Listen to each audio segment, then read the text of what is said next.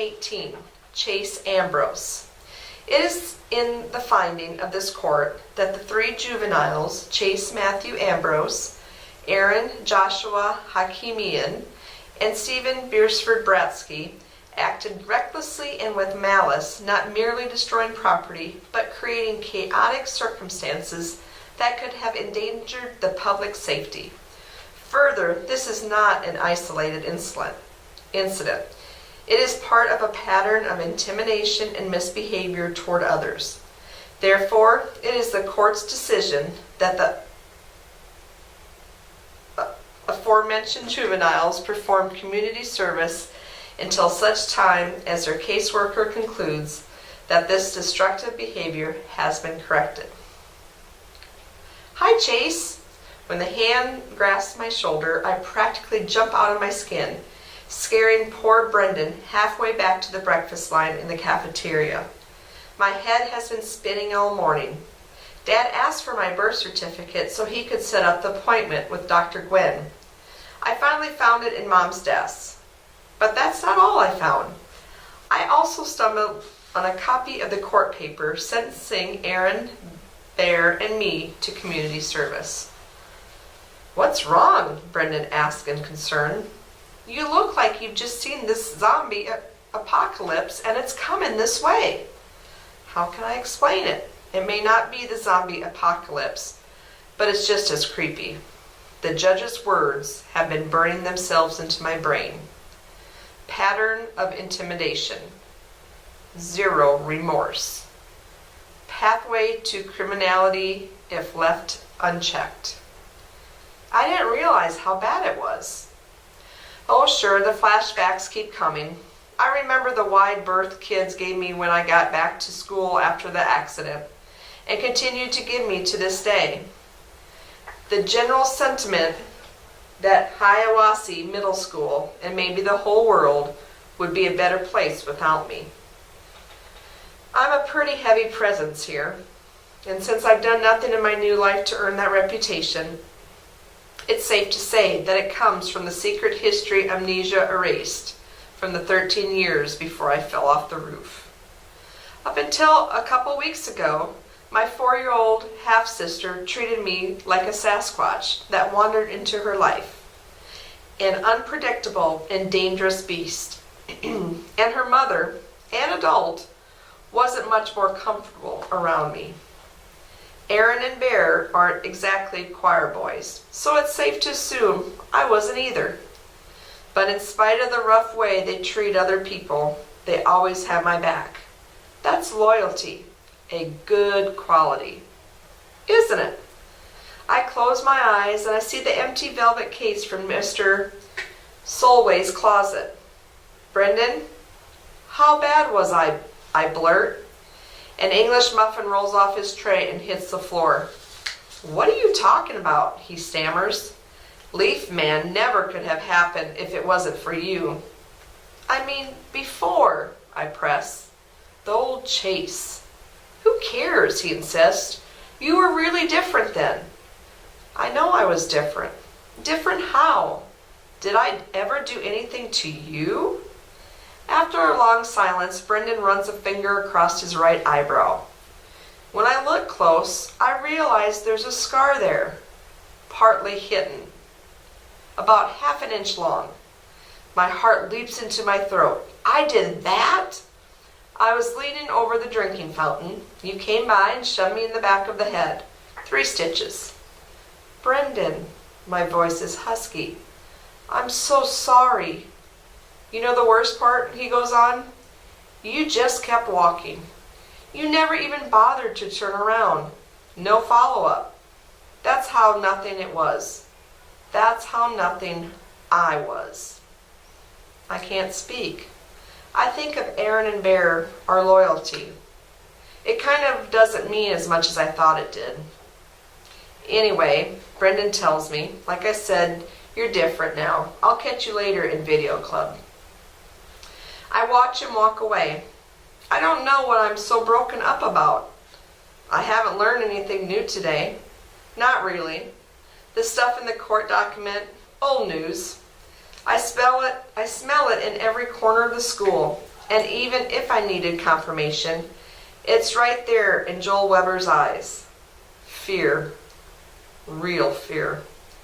It hits me that no matter how different I am, no matter how much the video club accepts me, or even Shoshana does, I'll never be able to erase the Chase Ambrose who would strike terror in an innocent kid's heart.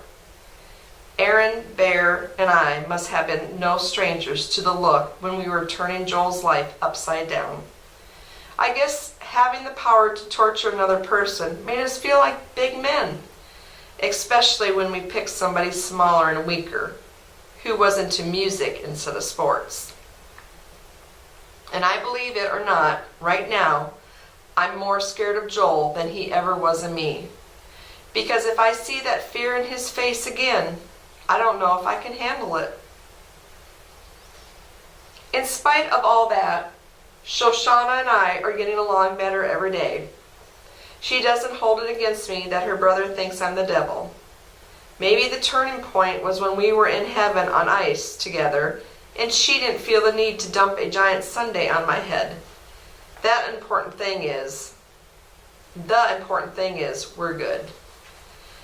She's promoted me to full co-creator of our video project on Mr. Solway, which is well into the editing stage.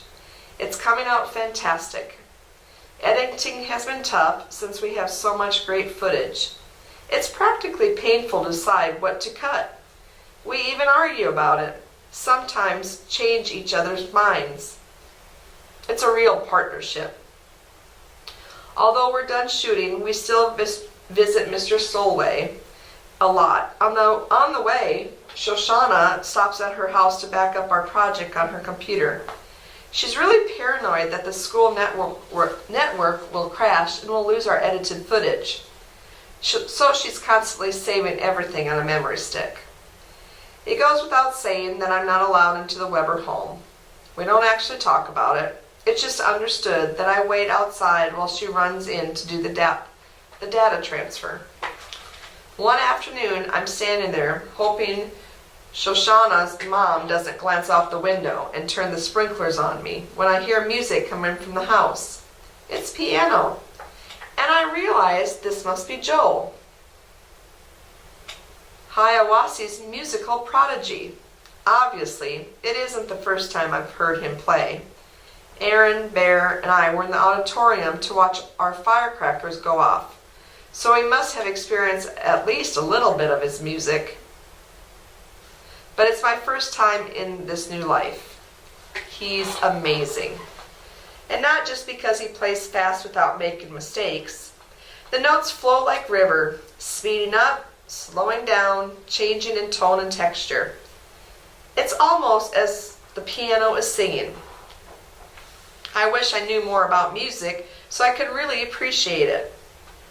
I'm crossing the lawn almost without realizing I'm putting one foot in front of the other. I'm following the sound, which seems to be coming from a side window. Before I know it, I'm at the bushes, peering inside. There's Joel, seated at a baby grand, lost in his performance. I'm almost overcome with shame. We took this kid's talent and made him a target because of it. When the attack comes, I'm totally caught off guard. A supernova of blonde fur launches itself at me, clapping its paws around my leg and burying its teeth in the denim of my jeans. With a cry of shock, I stagger back, toppling into a large barberry bush. As I go down, my face and arms are ripped to shreds by the stiff wooden branches and tiny thorns. The dog is smart enough to jump off before I hit the bush. It stands at the edge of the flower bed, yapping at me. The music stops and Joel appears in the window. When he spots me lying in the hedge, his eyes widen in shock. "It's not what you think," I blurt, even though the window is closed and he probably can't hear me. To Joel, this must look like his former tormentor is at it again, stalking him in his own home. How could I be so stupid? I try to get up out of the hedge, but every time I move, I get scratched and tangled even more.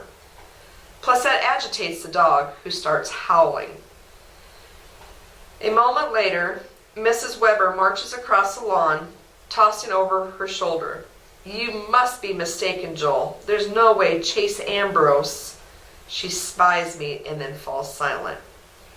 Joel is next. "See, I told you, it's him." I try to explain. "I'm just waiting for Shoshana. We're going to visit Mr. Solway." "And that's a reason to skulk in our bushes?" Mrs. Weber demands icily. "Technically, I'm doing more than bleeding and skulking. But I just say, I heard the music, and then the dog." "Mom," Shoshana's voice, "what's going on?" Shoshana backs up my story, which according to Mrs. Weber is the only reason they're not calling the cops. The two of them drag me out of the hedge, which is even more painful than going in. "Good dog, Mitzi," is Joel's comment. I turn to Mrs. Weber. "I'm sorry for the disturbance. I came closer to hear the music, and when the dog attacked, I fell in the bushes." I add to Joel, "You're really good." He doesn't answer. His mother looks me over critically. "You're bleeding." And then, "I guess we can't let you walk around like that." She drags me into the kitchen and washes all my cuts and scratches with antiseptic. The good news is Mitzi's bite didn't break the skin. The bad news is every thorn and branch did. It's the worst agony I can remember since I fell off the roof, and I can't shake the feeling that Mrs. Weber is loving supplying it. It's the first time I have ever seen Joel smile. Even Shoshana is grinning a little, although she tries to disguise it as sympathy. I don't know what's worse, the pain or the reason they're enjoying watching me suffer. The next time I'm outside the Weber house, waiting for Shoshana to back up our work, I keep my distance. Joel's playing the piano again. I hear it. I can actually see him at the keys through that side window. He glances up, spots me, and gets to his feet. I'm thinking, oh man, I'm in trouble now. He's going to sick that dog on me again, or worse, his mom. Then he does the last thing I ever expected. He reaches over, opens the window, and goes back to his practicing. If I didn't know better, I'd swear he wants me to listen. At school, lunch is turning into the most stressful part of my day. I've been alternating my cafeteria time. One day at the football table with Aaron, Bear, and the Hurricanes, and the next across the lunchroom with the video club. I take a lot of flack from the team, who can't understand me hanging out with Dork Nation. I realize the players joke around a lot, but it's starting to sound less and less like joking. Even when I'm with the video club, it's awkward because Joel's there. We're not friends, but we both run with the same crowd. Usually I sit at one of the table, and Joel sits on the opposite side. One day, though, he comes late, and the only seat left is right next to me. At first, I think he's going to bolt for the far end of the cafeteria to make a statement that he'd rather eat in another zip code than sit beside me. And he does hesitate a little. Eventually, though, he gives in and sets his tray down next to mine. Everybody else is looking at us like there's about to be a major war, but nothing happens. Still, a couple days later, the others make sure there's a spot for Joel, nice and far from me. None of this escapes the watchful attention of Aaron and Bear. I get that you hang out with the video dweebs now, Aaron tells me. But him? Joel Weber? It's thanks to him that we got put on community service. Yeah, and we never did anything to him, I retort sarcastically. Okay, fine, says Bear. But how are we supposed to know he was going to go crying to Mommy? We booby-trapped his piano in an auditorium full of people, I bark. I think his mommy would have noticed without him ratting us out. All right, you made your point, Aaron soothes. It wasn't the nicest thing to do, and we're paying the price for it, aren't we? It's over. Forget it. And why Joel, huh? I go on. I know you think all the kids at this school who don't play football are either dweebs, wimps, or losers, but how is he different from everybody else? Because he's small? Because he's talented? Bear explodes. Why don't you ask yourself? You're the one who picked him. You used to be a fun guy. Or did you forget that too? We did what we did because it was fun, and the more Weber lost his mind, the funnier it was, especially to you. Did it feel great when he heard he was going to that other school? No, but by then we were headed to the Graybeard Motel, so who cared where they sent him? I can feel the color draining from my face. That might be the closest I'll ever get to understanding how my brain worked before the accident. I may not like it, but it's me. This afternoon, Shoshana and I finished the final edit on our entry for the contest. We've titled it Warrior. Neither of us can wait to play it for Mr. Solway, but we can make the usual stop at the Weber home for Shoshana to back up our work. Like always, I wait on the lawn while Shoshana heads into the house. She pauses in the doorway and tosses a look over her shoulder. Aren't you coming? A million questions whirl through my head. Did I hear right? Is she kidding? Will her mom kill me? Her brother? Her dog? Yet somehow I know that if I ask any of them, I'll spoil it, and that opportunity will be lost forever. So I follow her into the house. Mrs. Weber sees me first. She stares at me for a second and then goes back to the book she's reading. In the living room, Joel is at the piano as usual. He glances up at me and the music comes to a momentary halt. He takes a long, hard look and then goes back to his concerto. I'm not sure why, but I feel an odd surge of emotion and have to swallow hard a couple of times. Even Mitzi wags her tail.